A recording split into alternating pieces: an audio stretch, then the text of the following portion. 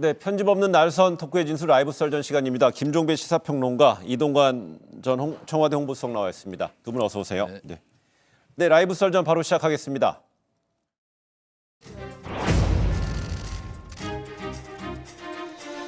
국민들이 희망하는 사법개혁을 완수하고 공정과 정의의 법치국가 확립에 크게 기여할 것으로 기대합니다.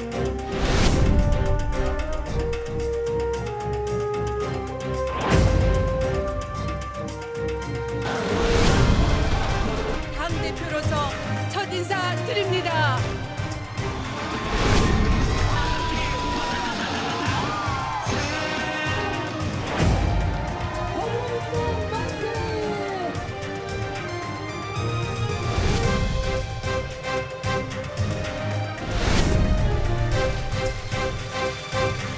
사법개혁과 검찰개혁은 이제 시대적 요구가 되었습니다.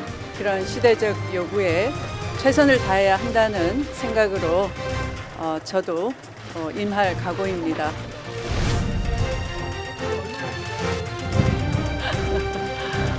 그런 개인적인 문제는 중요한 것 같지가 않고요. 추후에 또 차차 말씀드리도록 하겠습니다. 경륜 있고 강단 있는 적임자라 평가합니다. 법무 검찰 개혁에도 그 역량을 유감없이 발휘하리라 기대합니다. 청와대와 더불어민주당 내부적으로는 궁여지책 인사고 국민을 향해서는 후안무치한 인사입니다.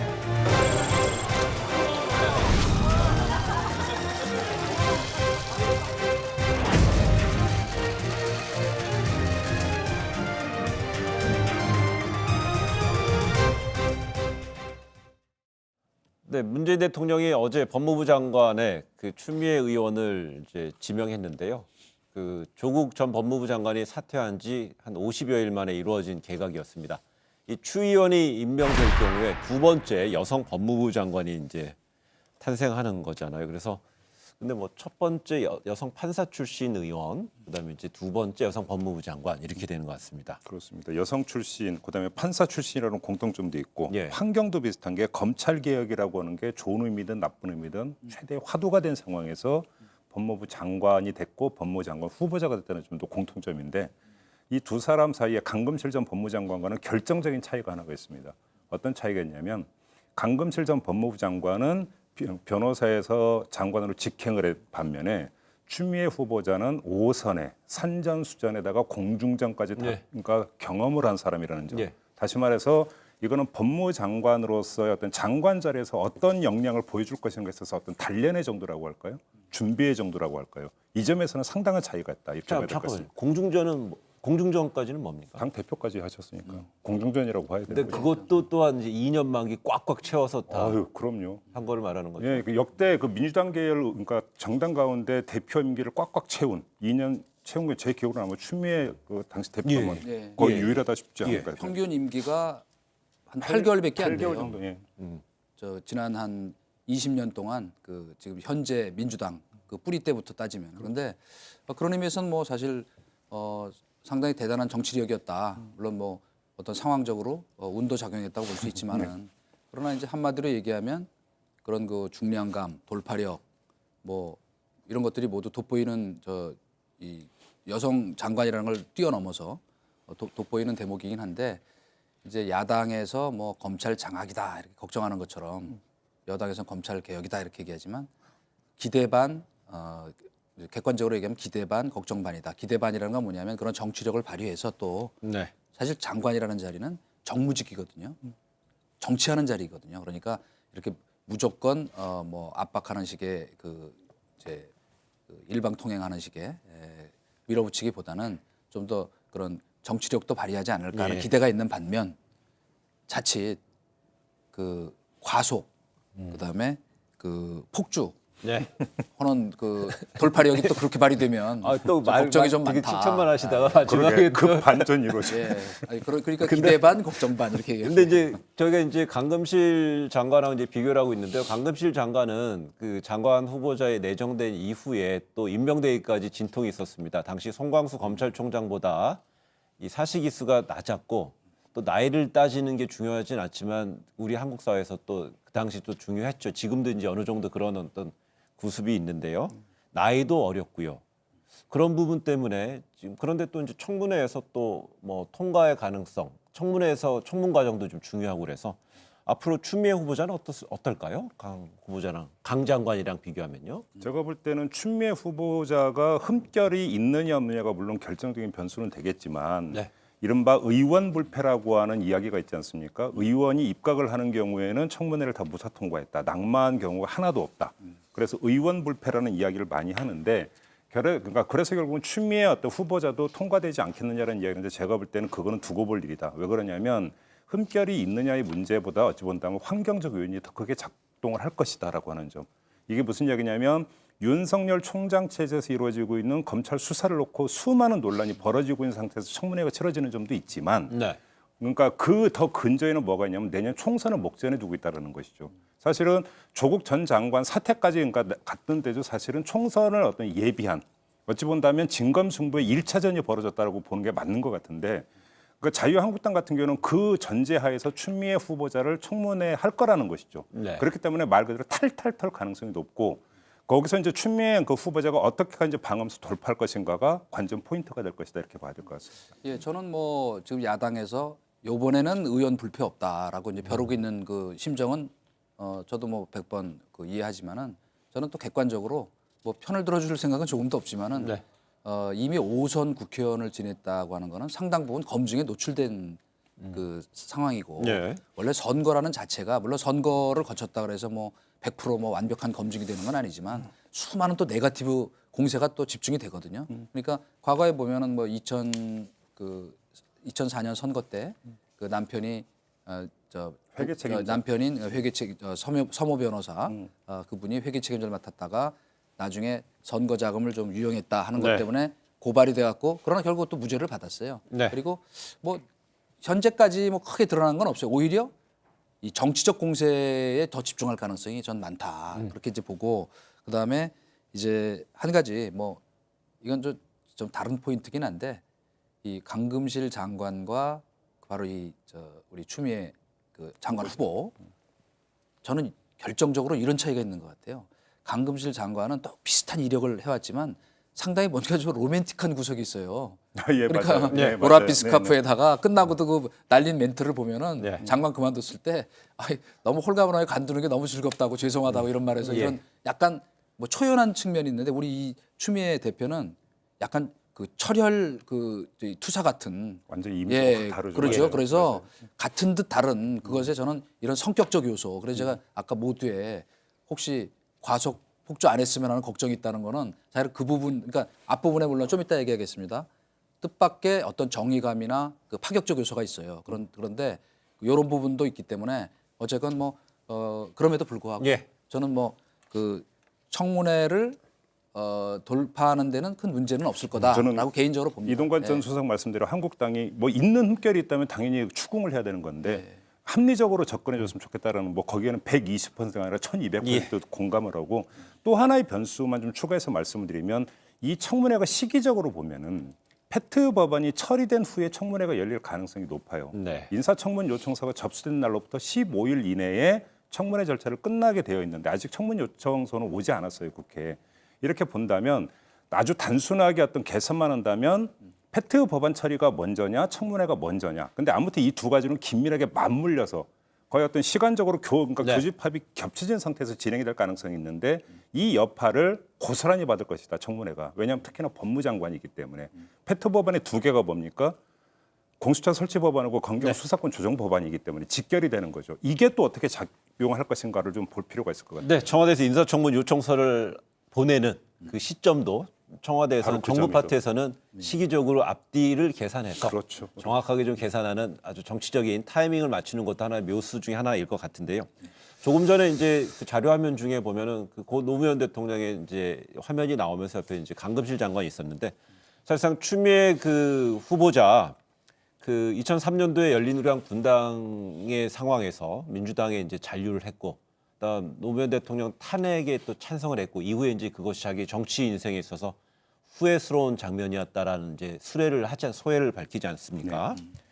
근데 이런 상황인데 또한 이제 그 노무현 대통령의 정치적 후계자랄 수 있는 문재인 대통령 대선에서는 또 대선의 당시에서 선대위원장을 맡아서 또 1등 공신이 되기도 했기 때문에 처음에는 이제 뭐 친문 인사로 분류가 안 됐었지만은 점차 그 뭐 2016년인가요? 당대표 경선에서 그렇습니다. 친문의 그 절대적 지원을 받으면서 그렇습니다. 화려하게 이제 여성 당대표가 되는 것이었죠. 그러니까 추미애 그 후보자 같은 경우는 그 이제 열린우리당 분당할 때 열린우리당 분당대회에 합류를 하지 않고 민주당에 잔류를 했었고 네. 이제 탄핵에 찬성을 했었고 이 탄핵에 역풍이 불면서 2004년에 치렀던 17대 총선에서 낙마를 하게 되는 이제 경우가 되는 네. 거죠. 그랬는데 이제 이 굴레를 벗은 게 2016년 이제 8월에 있었던 민주당 당대표 경선에서 예. 이때 이제 상대가 누구였냐면 김상곤, 이종걸 후보였었어요. 김상곤, 이종걸 후보를 두고 친문이라고 이야기하는 사람은 아무도 없죠. 그런 상태에서 추미애 후보가 이제 3파전을 했고 여기서 54%의 이제 득표를 기록하면서 당 대표가 이제 됐던 건데 결국은 이 이야기는 뭐냐면 이른바 어떤 그 친문 성향을 띠고 있는 그 사람들이 추미애를 선택을 했다. 이렇게 이제 해석을 하면 될 것 같고요. 그 당 대표 경선 과정에서 추미애 당시 후보는 어떤 자신의 어떤 그 탄핵 찬성 전력에 대해서 여러 차례 어떤 그 경의와 사과의 뜻을 여러 번 밝혔어요. 이렇게 되면서 어떤 탄핵에 찬성했다는 이력을 계속 이제 조금씩 이제 걷어가는 이런 과정을 거쳤고 당 대표에서 과반 넘는 그러니까 득표를 댔고 또 네. 바로 이어서 이제 대선이 치러지면서 선대위원장 맡으면서 일조를 했기 때문에 결국은 터널을 지나왔다 이렇게 보면 맞을 것 같습니다. 그 지금 그 말씀에 제가 조금 보태면은 네. 사실은 이제 본인도 그런 얘기를 하고 있지만은 갑자기 이러고 보니까 제가 자꾸 추미애 그 후보를 뭐 이렇게 칭찬하는 것처럼 근데 저는 객관적인 걸 얘기하는 겁니다. 네. 그 한 번도 당적을 자기가 바꾼 적이 없다. 그 실제로 그 2004년 탄핵을 하게 된 과정도 이제 본인의 수레에 따르면은 그때 대통령이 어쨌든 그 당에서 후보가 돼서 선출이 된 사람이 네. 열린우리당으로 탈당을 해서 당적을 옮겼잖아요. 그건 안 된다. 근데 사실 결정적으로 이 지금 문재인 대통령과의 신뢰 관계가 어디서 생긴 거냐면 2016년 이제 당 대표 이제 출마하기 전에 2015년 언저리에 뭐 안철수 이런 저 지금 다 튀어나갔잖아요. 그죠? 네. 탈당을 했잖아요. 정동영 이분들이 그때 또 지켰어. 그러니까 그런 것들 이를테면 이 정치 세계에서 제일 중요한 것 중에 하나가 뭐냐면 어려울 때 나를 도와주고 지켜줬다는 게 최고의 말하자면 의리거든요. 네. 근데 그 부분 때문에 아까 얘기하신 대로 친문과 호남 특히 여기서 과반 이상의 그 사실 압승을 거둬서 이제 후보가 됐는데 그 앞에 이를테면 뭐 삼보일배 행보니 이런 걸 통해서 사실은 이제 쭉 그러니까 세탁을 해온 거죠. 그 말하자면 노무현 대통령 탄핵에 찬성표를 던졌다고 하는 그거를 그 지금은 거의 뭐 이제 세탁이 거의 완벽하게 됐다 해도 뭐 과언이 아니지 않을까. 하나 이제 그 말씀하니까 이제 떠오르는 일화가 있는데 2002년 대선 때 그 그러니까 그 노무현 후보가 당시 남대문 시장 유세에서 네.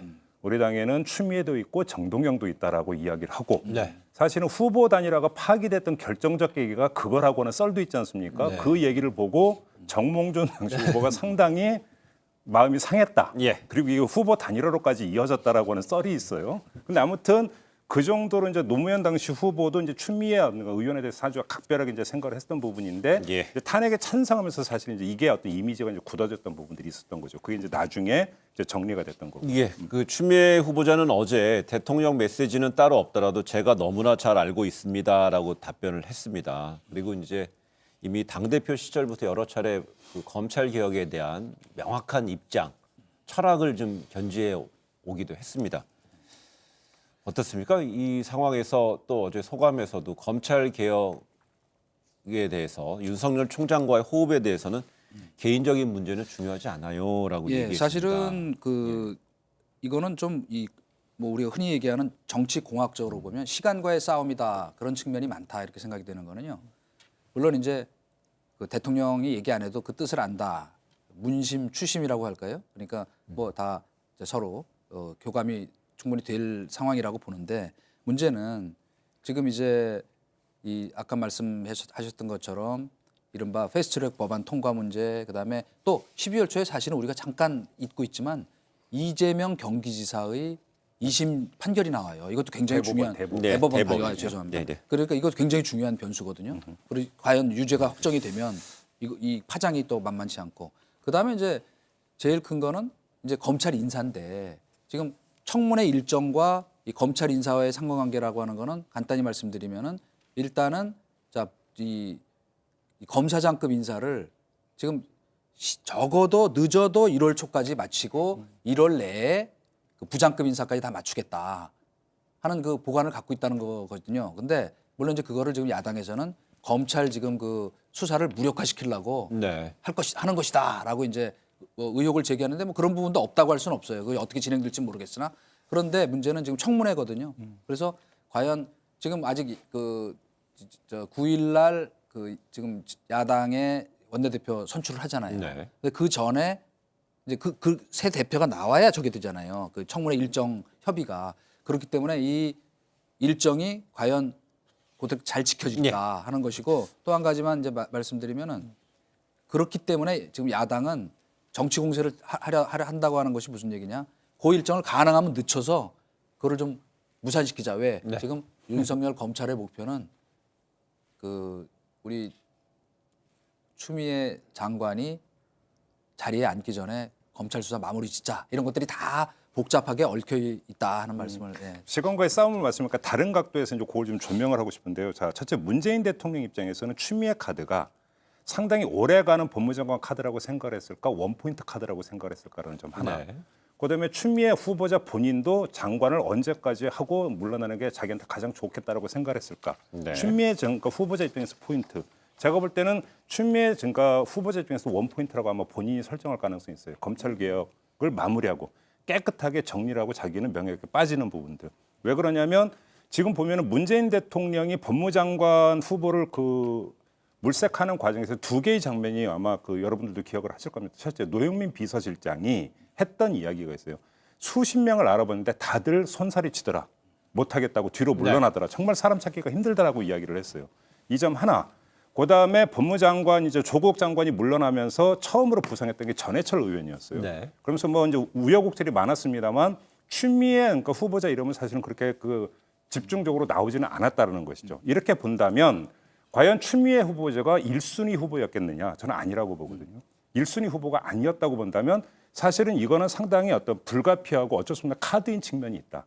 문재인 대통령 입장에서 요 점을 좀 함께 네. 봐야 될 것 같고 어제 잠깐 말씀을 드렸지만 추미애 후보자 입장에서는 법무장관에 만족할 사람이냐 위치냐 정치적으로 네. 그렇게 볼 수가 없다라는 것이죠. 이렇게 본다면 자기가 그렇다면 어느 시점에서 다시 행정부에서 정치판으로 다시 복귀하기를 원할까? 네. 이걸 한번 잘 생각해 봐야 되거든요. 이런 점에서 본다면 추미애 후보자 본인도 검찰개혁을 마무리 짓고 다시 뭔가 명예롭게 복귀하는 걸 생각을 할 텐데 이렇게 본다면 추미애 표 검찰개혁 시계는 상당히 빨리 돌아갈 네. 수가 있다. 예. 이 점을 함께 봐야 되는 예, 거죠. 저희가 지금 이제 뭐 인사청문회도 통과 안 했는데 포스트 추미애 법무부 장관 조금 많이 나갔죠? 시기를 하고 있는데 네, 그래도 만약에 굉장히 저는 날카로운 분석이라고 예, 생각해요. 만약에 조금 전에 예. 이제 이전 수석도 얘기했었지만은요. 인사권에 있어서 청문 마치고 인사권 얘기를 이제 뭐 검사장급 인사, 부장단 인사까지 얘기를 했는데 이런 얘기가 있습니다. 뭐 추미애 장관이 그 검찰 주요 인사를 할 때 원칙적으로 해서는 검찰총장하고 협의를 좀 하는 것이 원래 허도록 돼 모양새가 있죠. 좋다고 하지만 지금 상황에서 그런 걸 기대하는 게 좀 어려울 것이다. 아니면 그렇게라도 해야겠다 이런 얘기가 나옵니다. 본인이 그러니까 인터뷰에서 한 얘기가 예. 그걸 상징적으로 암시하는 부분이죠. 윤석열 총장과의 말하자면 관계가 뭐 중요한 게 아니다라는 거는 나는 예. 확실하게 그 지휘권 행사하겠다, 감독권 행사하겠다는 얘기입니다. 지휘권은 수사와 관련되는 거니까. 예. 왜냐하면 검찰 사무의 총감독자거든요. 그러니까 뭐 하면 하는 거죠. 근데 이제 문제는 뭐냐면 그래서 지금 아까 잠깐 보완 설명을 드리면은 그 시간과의 싸움의 제일 지금 핵심 포인트 중에 하나가 뭐냐면 바로 그 극단적 선택을 한 A 수사관의 핸드폰 포렌식 수사예요. 그게 말하자면 나비의 파장처럼 그러니까 뉴욕의 나비의 파장이 뭐 베이징에 태풍을 몰고 오는 거꾸로도 하지만 예. 그럴 가능성이 높은 게 뭐냐면 이 강금실 장관 때 사법개혁이 실패한 여러 가지 이유 중에 하나는 당시에 대선 자금 수사가 네. 컸거든요. 근데 지금도 이게 지금 어떻게 번져갈지 아직은 알 수 없는 게 의지는 그러하나 만약에 지금 무슨 수사 과정에서 진짜 뭐 지금 얘기되는 것처럼 뭐 이광철 비서관이 뭐 그걸 알아보는 걸 빙자해서 압력을 가한 게 드러났다든지 포렌식 수사를 해서 아니면 다른 무슨 압력이 있었든지 감찰 무마부터 지금 하명 수사까지 그게 확 불거지면 아무리 추미애 그 장관이 저 파워를 갖고 밀어붙이려고 해도 여론이 뒷받침이 안 되기 때문에 근데 예. 그 지금 풀지 못하고 있는 아이폰의 비밀 전 그것도 사실 예. 그래서 그것이 지금 저 뭐 전문가들은 뭐 일주일 안에 된다. 또 어떤 예. 분들은 뭐 몇 년 걸린다 이러는데 그것이 굉장히 중요한 알겠습니다. 향배더라 하는 예. 걸 지금 검찰 안팎에서 예. 그렇게 보고 있습니다. 진행자한테 구박받을 것을 감수하면서 잠깐 새길로 빠지면 전혀 별개의 문제지만 검찰이 그 아이폰의 그 보안을 푸느냐 못 푸느냐는 네. 이 검찰 수사와는 전혀 상관없이 세계적 관심거리이기도 하다. 아, 예. 예.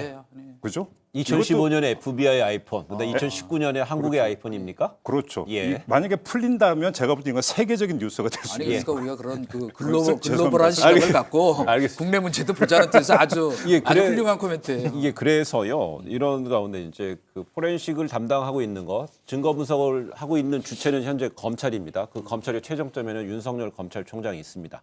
그래서 윤석열 검찰총장이 최근에 일련의 주요한 2개 사건, 뭐 감찰 무마 사건, 그다음에 하명 의혹 수사, 뭐 2가지에 대해서 이제 검찰 윤 총장의 어떤 그 마음은 어떨까라는 게 이제 많은 분 관심이 있었는데요. 오늘 한 뭐 신문의 보도에 의하면 윤 총장이 문재인 대통령에 대한 충심에는 변화가 없다. 이 정부의 성공을 위해 내가 악역을 맡은 것이다. 이렇게 얘기하고 있습니다. 근데 최근에 청와대 뭐 청검, 뭐 청경대 검, 뭐 이런 식의 이제 그 뭐 흔히 이제 프레임이라는 걸 잡고서 갈등 구도를 계속 부각시키는 이제 언론도 있고요. 또 뭐 이런 관심도 많이 지금 모으고 있는데 이런 시점에서 이런 그 문 대통령에 대한 충정이 있다라는 거 이 발언 간접 인용입니다만 어떻게 봐야 될까요?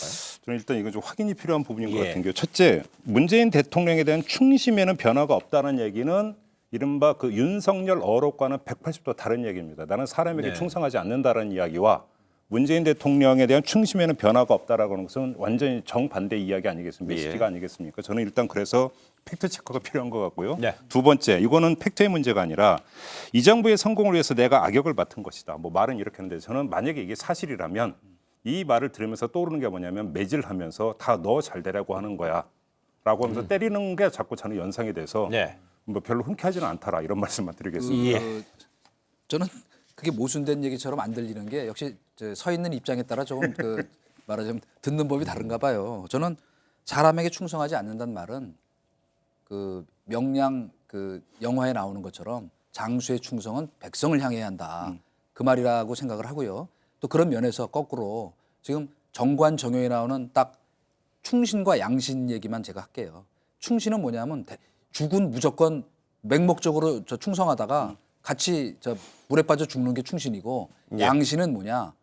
그래도 이게 국가 정부 운영이 제대로 되는 방향에서 자기는 그 합리적으로 대통령을 잘 백업하는 것이 결국은 대통령에 대한 충성이라고 생각한다는 점에서 보면 더 창조적이고 차원 높고 대승적인 저 충심이라고 생각하고 저는 이것이 진심이라고 생각해요. 바로 그 전- 점 검찰 수사에 대한 평가에 따라서 평가가 이제 완전히 극과 극으로 갈리는 거죠. 저는요. 근데 이 질문을 제가 왜 드렸냐면은요. 뭐 특정 매체 보도, 뭐 보수 매체다 진보 매체 이걸 떠나서 이런 얘기가 이제 언론의 보도는 기본적으로 취재를 통해서 나온 내용인데 최근에 그 이해찬 더불어민주당 대표 그다음에 또 그 당의 수석 대변인인 홍영표 전 원내대표 두 인물들에서 이런 얘기가 나왔었잖아요. 최근에 이제 그 패스트트랙에 올려져 있는 검찰 개혁안에 대한 2개 주요 법안을 막기 위해서 저지하기 위해서 최근에 하명 수사 의혹 논란 등에서 자유한국당이랑 검찰이 뭐 이른바 짬짬이라고 있는 식의 이제 강한 비판을 받았지 않았습니까?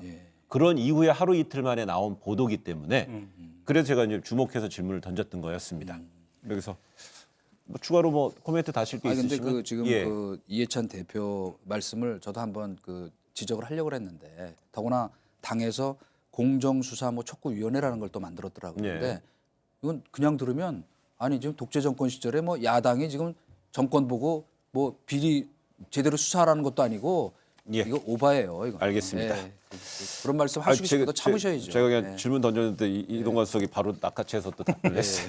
저는 아무 말 안 하겠습니다. 근데 추미애 후보자가 법무부 장관 이제 후보로 지명되면서요. 추 후보는 지난 그 1996년이니까 15대부터요. 3번 빼고 5번이나 이제 해당 지역인 광진에서 이제 의원을 수행했는데 그러다 보니까 이제 빠진 자리에 누가 나설 것인가 벌써 관심이 높습니다. 자유한국당에서는 그 오세훈 전 서울시장이 도전장을 낸 상태고요. 이러다 보니까 민주당에서도 거기에 걸맞는 그 중량감 있는 인사가 좀 전략 공천돼야 되는 게 아니냐 이런 얘기가 나옵니다. 뭐 그럼- 그래서 지금 예. 이낙연 총리 이야기가 예, 그 나오는 건 얘기도 아니겠습니까? 있어요. 그냥 예. 그럼 이낙연 총리로 한정해서 저는 그러니까 계속 이제 저를 시험에 들게 하시는데 이 자리에서 예. 자, 그 얘기가 성립이 되기 위해서는 첫째 예. 이낙연 총리가 뭐 올해 말이나 늦어도 공직사퇴 시한 전에는 해야죠. 총리에서 내려와야 된다라는 걸 전제로 하는 건데요.